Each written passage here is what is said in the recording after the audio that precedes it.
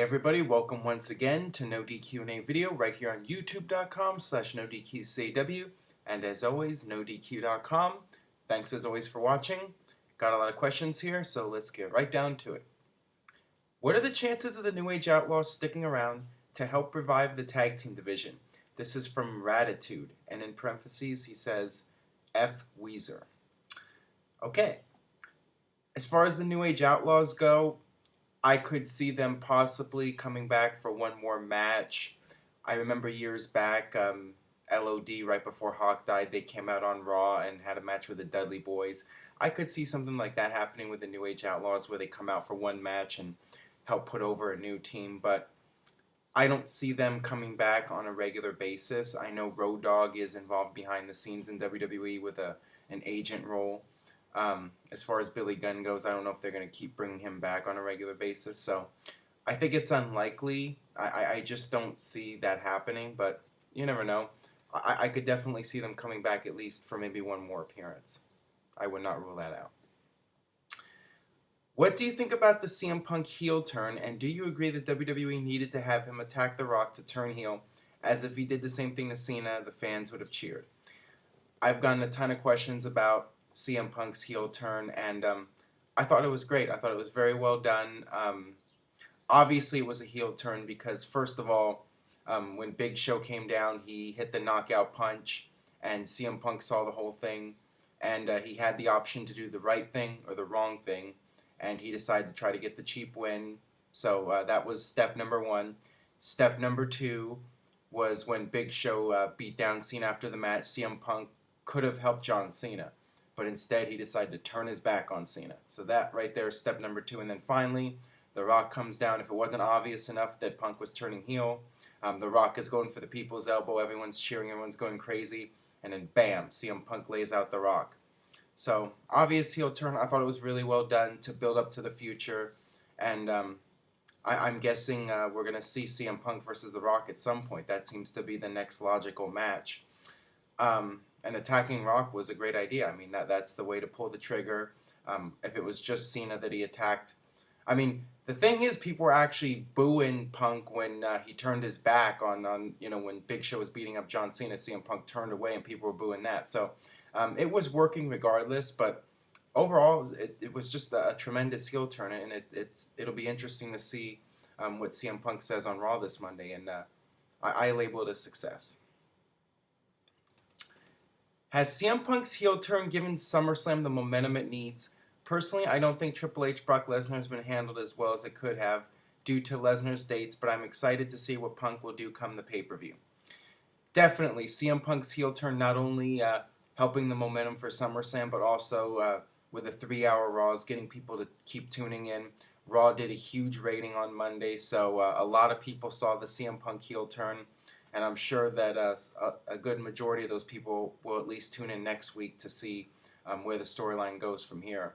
So, I mean, it's really important that whatever CM Punk does on Raw, whatever he says, it needs to make an impact, because you're going to have people tuning in to see what he says. And if it doesn't attract their interest or draw their interest, then they're just going to tune right back out. So it's really crucial on Monday to let CM Punk go out there and just drop the pipe bomb. And as far as Triple H versus Lesnar goes, I mean, they still have a good month of build-up left. I mean, Brock Lesnar is scheduled to appear on Raw every week now going into SummerSlam, so they still got time to keep building up that feud, and I'm sure at some point Brock Lesnar is going to do some horrible act to get the heel heat. Perhaps he'll lay out Shawn Michaels. I know they got a Shawn Michaels appreciation night coming up in a few weeks in San Antonio, so that would be a good place for Lesnar. Maybe he'll F5 Shawn Michaels, something like that. But yeah, they got some time, and you got Paul Heyman on the mic. I mean, I think when it's all said and done, the build up for Triple H and Lesnar will be really good. I mean, Triple H, this is his baby. He's not going to allow it to fail. He's going to go all out to make sure that people are interested in this feud. I mean, he's one of the guys, next to Vince, he's running the company. So he's not going to let this fail. This is from Walt Winning 91. Will Rock wrestle at the Elimination Chamber 2 after he wins the Rumble? I think it just depends on his movie schedule. If he's available to do Elimination Chamber, then I would think he'll be there. And it would make sense for him to defend the title. So there's a little bit of doubt. I mean, will he be able to hold on to the title going into WrestleMania? So it makes logical sense for him to at least have one title defense and kind of tease the idea that he could lose the title before WrestleMania. If he even wins it at Royal Rumble, who knows? But right now, like I mentioned on the Raw recap video, my gut tells me that Rock will win the title at Rumble. Cena will win the Royal Rumble match, and then Cena will get his win back at WrestleMania 29. That's just what I see happening, but anything could change between now and then. Why do you think that Edge wasn't on the Raw 1000th show? Are they on bad terms since Edge's departure early in the year, or is it just something else?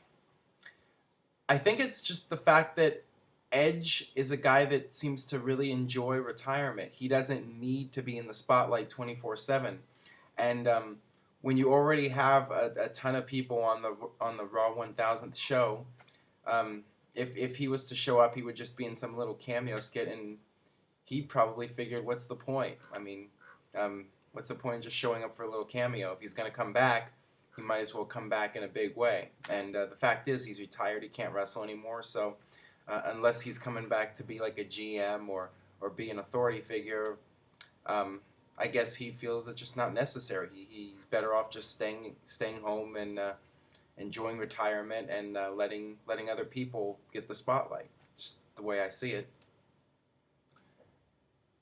This is from LDMJR. Hey Aaron, do you think that The Rock being the #1 contender for the WWE title at the Royal Rumble without wrestling someone for it is fair to the other active wrestlers? Well, I mean, that's what a lot of people have been saying, like from a storyline perspective. Why is The Rock all of a sudden just getting a #1 contenders match? The fact is, he beat the top star, John Cena, at the biggest show of the year, WrestleMania. So I would just say that he's The Rock. That he really needs no reason, and he already proved himself at WrestleMania that he could beat the top guy in the company. So I don't see an issue with that. And as far as him being in the spotlight at the Royal Rumble and WrestleMania, obviously The Rock's name is going to help the Royal Rumble buy rate and help WrestleMania. So for anybody that complains, I mean, they're making more money. If WWE makes more money, they make more money. So there's really not a whole lot of room to complain. And The Rock's just coming back on a part-time basis to help out the company. So I see nothing wrong with it.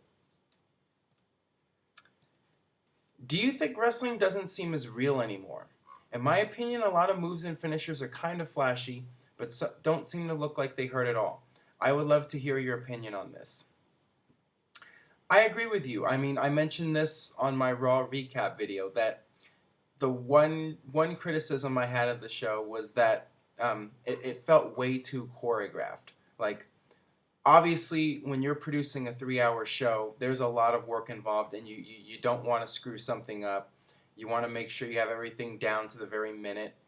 So WWE, they script things very heavily, and they plan it out well in advance what they want to do, which is fine. I mean, it is a television show, and this was a big deal. This was a milestone show, so they really don't want to screw something up. So I can understand why they would choreograph things so much. But yeah, I mean, it does take away from the realism a little bit. I think that WWE's going too extreme with planning things out and choreographing things. Not just the promos and the production, but the in-ring work as well. I mean, guys now, when they have matches, they plan out every single spot that they're going to do before the match. And back in the old days, back in the 80s and before that, I mean, guys would just go out there and they would wing it. Like Ric Flair and Ricky Steamboat would talk about how they never planned out things before the match. They would just go out there and just work with each other and wing it. And same thing with the promos. The guys would not have these scripts. They would just be told you need to say a certain thing, and then they would just go out there and wing it and just speak from the heart. And it made things seem a little bit more real. When it's good to hear a guy screw up a line every once in a while or botch a move or something. But when you plan out every single thing, I mean, it does look staged. And that was one issue I had with Raw, but it was a nostalgia show, and it's a one-time thing. But I do hope in the future WWE allows the guys to go out there and have a little bit more creative freedom, not just with their matches, but with their promos and their characters in general. Just it's good to script them, but you don't want to go to either extreme. I think you need a good balance. So hopefully we'll see more of that from WWE in the future. That'll do it for this edition of No DQ&A Video. Make sure you subscribe, youtube.com/NoDQ&AV. Keep subscribing, keep spreading the word. Post a link to this video on Facebook or Twitter, or maybe if you're on Tout, post a 15-second video saying, hey everybody, check out No DQ&A Video. Maybe post it as a response to somebody, and maybe it'll get a lot of hits, who knows. But all your support is very much appreciated, so thank you very much, and stay tuned for more No DQ&A Video coming up soon.